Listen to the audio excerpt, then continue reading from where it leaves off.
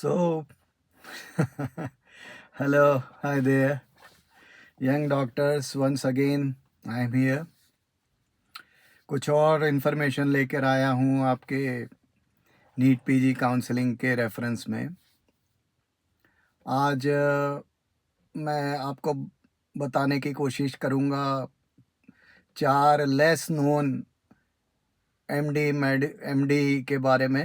MD courses जो हैं, 4 MD courses हैं जो रिकॉग्नाइज्ड हैं, क्लिनिकल हैं और थोड़े से लेस नोन हैं, तो बच्चे डॉक्टर्स जो हैं उनके बारे में ज़्यादा इन्फॉर्म नहीं हैं।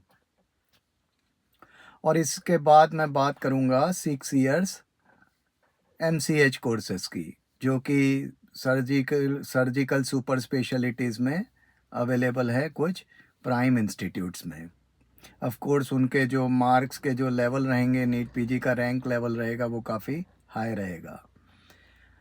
तो पहले शुरू करते हैं 4 एमडी कोर्सेज़ के बारे में। जो क्लिनिकल कोर्सेज़ हैं वो पैरा क्लिनिकल कोर्सेज़ या नॉन क्लिनिकल कोर्सेज़ नहीं हैं और जिनके बारे में बहुत ज़्यादा जानकारी और इन्फॉर्मेशन सबको नहीं होती है।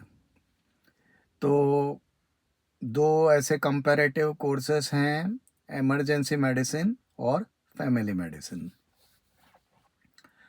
कंपैरेटिव इसलिए क्या, क्योंकि दोनों के साथ मेडिसिन शब्द जुड़ा हुआ है और ये एमडी मेडिसिन से अलग है।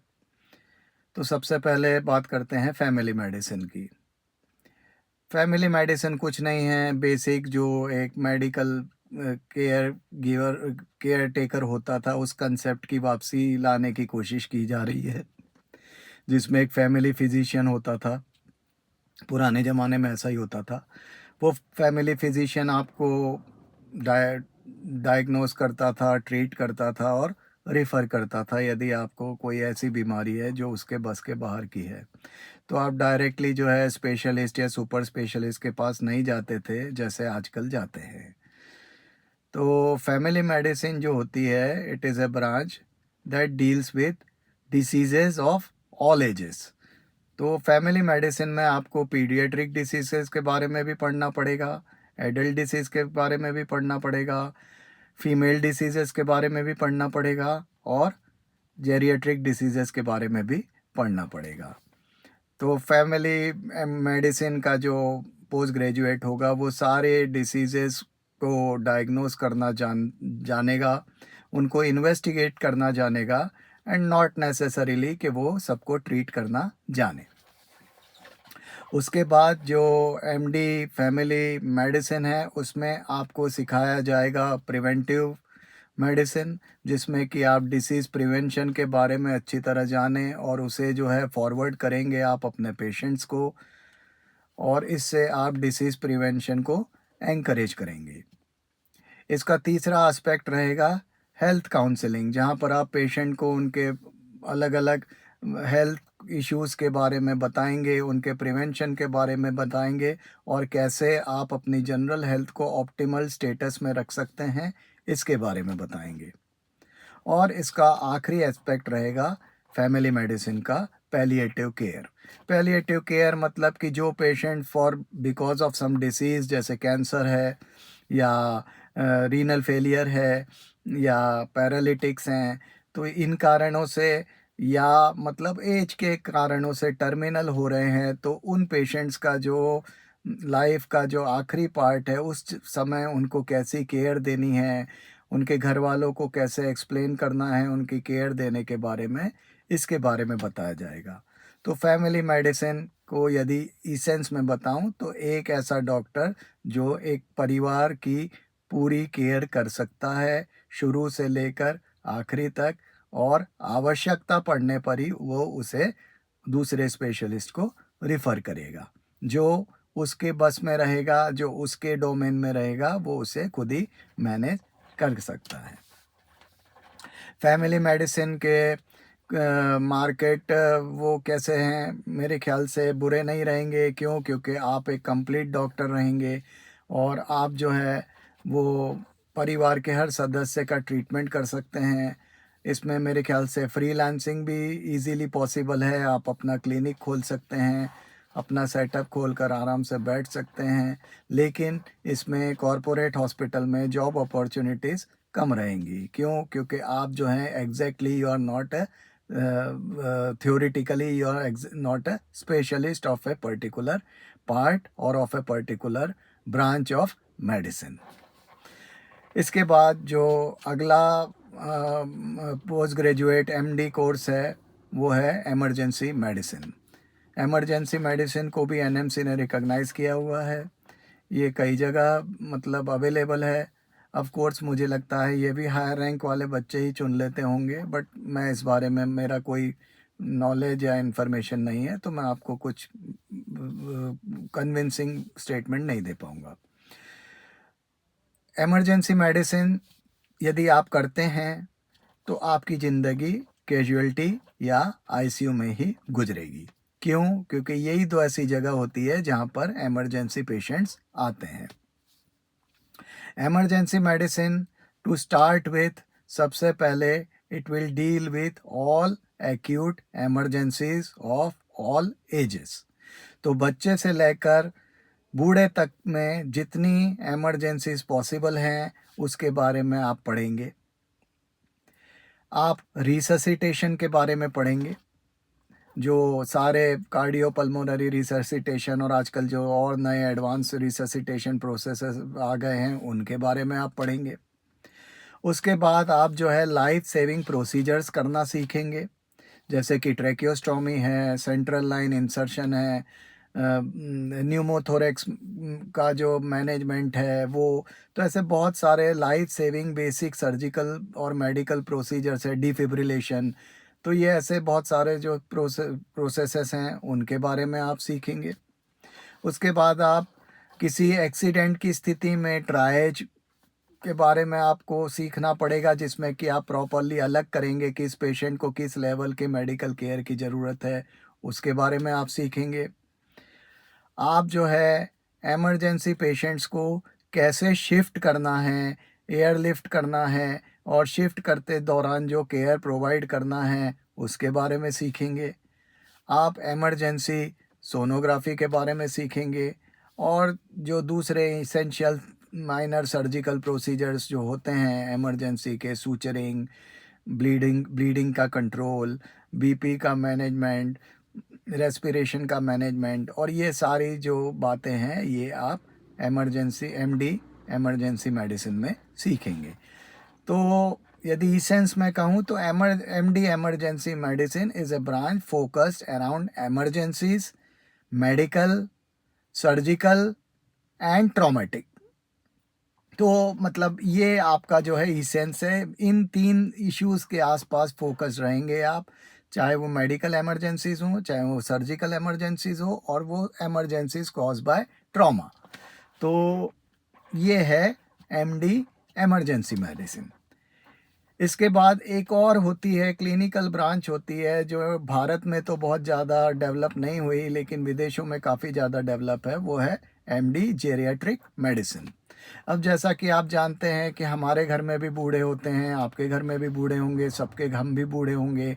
तो बूढ़े होने के बाद क्या होता है कि डिसीज़ेस की फ्रीक्वेंसी तो बढ़ी जाती है, लेकिन वो डिसीज़ेस जो है दूसरी कोमॉर्बिडिटीज़ के कारण, एज इंड्यूस कमजोरी के कारण मिलकर एक कॉम्प्लेक्स सिचुएशन डेवलप कर देती है। उसके बाद ओल्ड पेशेंट्स में सीरियस इलनेसेस भी होने की पॉसिबिलिटी बढ़ जाती है, रीनल फेलियर, कैंसर, पैरालिसिस, ये सारी जो इश्यूज़ होते हैं ये मिलजुल कर बनाते हैं इस ब्रांच को, जिसे हम कहते हैं एमडी जेरियाट्रिक मेडिसिन। तो एमडी जेरियाट्रिक मेडिसिन में you will learn everything about diagnosis, investigation and treatment of geriatric diseases. Of course this is a purely medical branch. इसमें आप कुछ भी सर्जिकल इंटरवेंशन नहीं करेंगे, चाहे वो माइनर इंटरवेंशन हो। आप जो है मेडिकल इश्यूज़ जो हैं वृद्ध लोगों से के, उनसे आप डील करेंगे, उनको मैनेज करेंगे। इसमें जो इम्पॉर्टेंट पार्ट है, इसमें इम्पॉर्टेंट पार्ट ये होता है कि proper counselling of geriatric patient regarding their diseases, proper counselling regarding taking and avoiding medicines जो उन्हें लेना चाहिए और जो उन्हें नहीं लेना चाहिए, और उनकी बीमारियों के बारे में उनकी काउंसलिंग। इसके बाद जेरिएट्रिक मेडिसिन का ऑफ कोर्स अगला इम्पॉर्टेंट पार्ट होता है पैलिएटिव केयर, क्योंकि जैसा कि फैमिली मेडिसिन में था एग्जैक्टली सिमिलर सिचुएशन यहाँ पर आएगी। बूढ़े लोगों को जो टर्मिनल हो रहे हैं उनकी केयर आप कैसे करेंगे और घर वालों से कैसे करवाएंगे, तो पैलिएटिव केयर होती है। तो जेरिएट्रिक मेडिसिन के बारे में यदि आपको बताऊं तो मुझे लगता है कि भविष्य में ये काफ़ी इम्पॉर्टेंट ब्रांच हो जाएगी। क्यों? क्योंकि बहुत सारे लोग बूढ़े होने वाले हैं, और जो आपके एमडी मेडिसिन वाले होते हैं या सुपर स्पेशलिस्ट होते हैं, उनके पास ना इतना समय होता है, ना इतना पेशेंस होता है कि वो जेरिएट्रिक पेशेंट से डील कर सकें या उन्हें मैनेज कर सकें। ऑफ कोर्स ये थोड़ी सी टाइम कंज्यूमिंग ब्रांच होने वाली है, ये थोड़ी सी मेंटली डिमांडिंग ब्रांच होने वाली है। क्यों? क्योंकि बूढ़े लोगों को काउंसिल करना, उनको कन्विंस करना, उनकी क्वेरीज को आंसर करना, उनके जो क्रॉस पैथोलॉजिकल डिसीजेस हैं उनको डील करना, अप्रोप्रिएट मेडिकेशन देना, ये थोड़ा सा एक कॉम्प्लेक्स प्रोसेस रहने वाला है। बट ऑफ कोर्स मुझे ऐसा लगता है कि जैसे जैसे भारत में डेमोग्राफी चेंज होगी और जेरिएट्रिक पेशेंट की, बूढ़े लोगों की संख्या बढ़ेगी, जैसे कि जापान और चाइना में हो रहा है, तब यहाँ पर जेरिएट्रिक मेडिसिन का इम्पोर्टेंस काफ़ी ज़्यादा बढ़ जाएगा। End of course geriatric medicine वाले को तकरीबन सारी बीमारियों की, मेडिकल बीमारियों की, बेसिक बीमारियों की जानकारी होगी, तो आप जनरल प्रैक्टिस भी इसके साथ अच्छी तरह कर सकते हैं। फैमिली मेडिसिन के साथ भी आप जनरल प्रैक्टिस अच्छी तरह कर सकते हैं। चौथी ब्रांच है एमडी इम्यूनो हिमेटोलॉजी। तो आप समझ सकते हैं कि this is a branch which deals with immunology and haematology. तो बेसिक बताऊं तो this branch will deal with everything about diseases of the blood, and it will deal with everything about blood transfusion. It will deal with everything about separation and transfusion of blood components. Then naturally, चूँकि आप haematologist है तो blood bank जो आता है वो आपके ही domain में आता है। तो ब्लड बैंक की केयर, ब्लड बैंक का management, blood transfusion, collection of blood, ये सारे जो बातें हैं वो भी इम्यूनो हेमेटोलॉजिस्ट की टेरिटरी में आएगी। क्लिनिकल बात करूं तो थैलीसीमिया आप डील करेंगे, सिकल सेल एनीमिया आप डील करेंगे, ल्यूकीमिया आप डील करेंगे, एक हद तक एनीमिया भी आप ही डील करेंगे। तो ये वाले जो क्लिनिकल पार्ट्स रहेंगे इसमें। फिर जो इम्यूनोलॉजिकल इन्वेस्टिगेशंस होते हैं, है ना, जैसे कि एलाइजा वगैरह होता है, तो ये सारे इन्वेस्टिगेशंस भी इम्यूनो हेमेटोलॉजी के अंतर्गत आते हैं।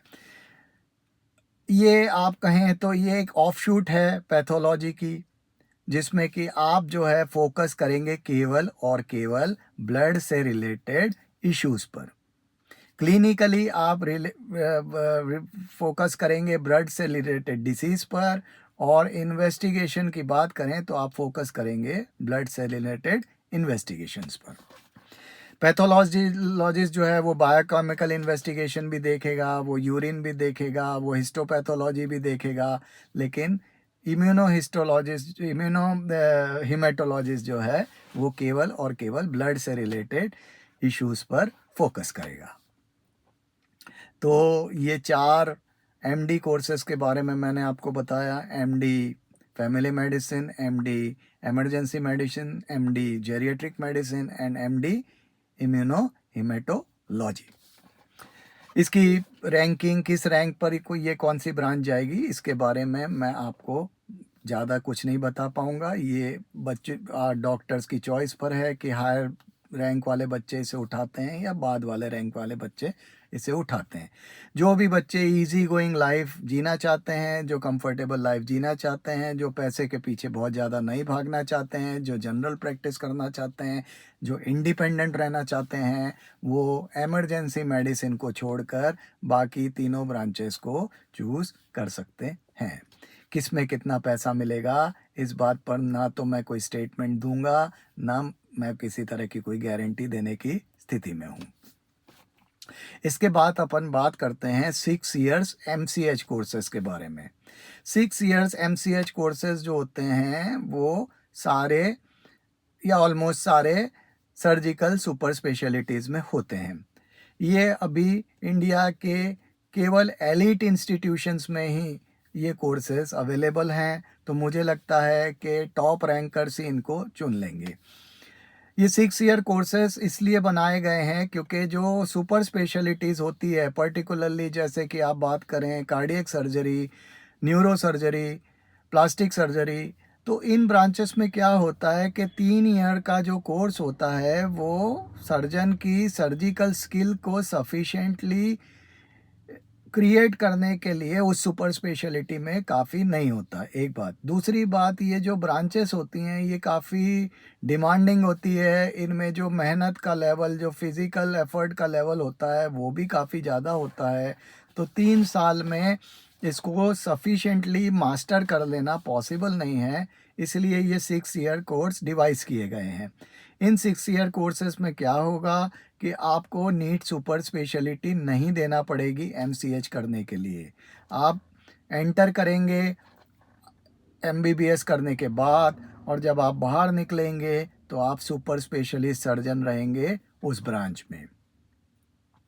डेफिनेटली ये 6 ईयर के कोर्सेस उन्हीं डॉक्टर्स को चुनने चाहिए जो फोकस्ड हैं किसी पर्टिकुलर सर्जिकल सुपर स्पेशलिटी के बारे में। जैसे किसी की जिद होती है कि मैं न्यूरो सर्जन ही बनूंगा, किसी की जिद होती है कि मैं कार्डियक सर्जन ही बनूंगा, तो ये ऐसे जो पर्सनालिटी ट्रेट वाले डॉक्टर्स हैं, ये ब्रांचेस केवल और केवल उनके लिए है।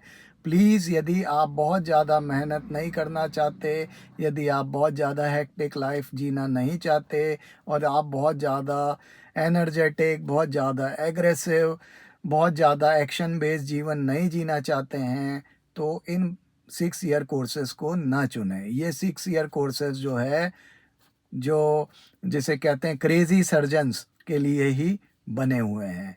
तो जिन्हें क्रेज़ है सर्जिकल कैरियर के बारे में और जिन्हें क्रेज़ है किसी पर्टिकुलर सुपर स्पेशलिटी में काम करने का, ये ब्रांचेस बेसिकली उन्हीं के लिए सूटेबल और एडवाइजेबल है, ये सबके लिए एडवाइजेबल नहीं है।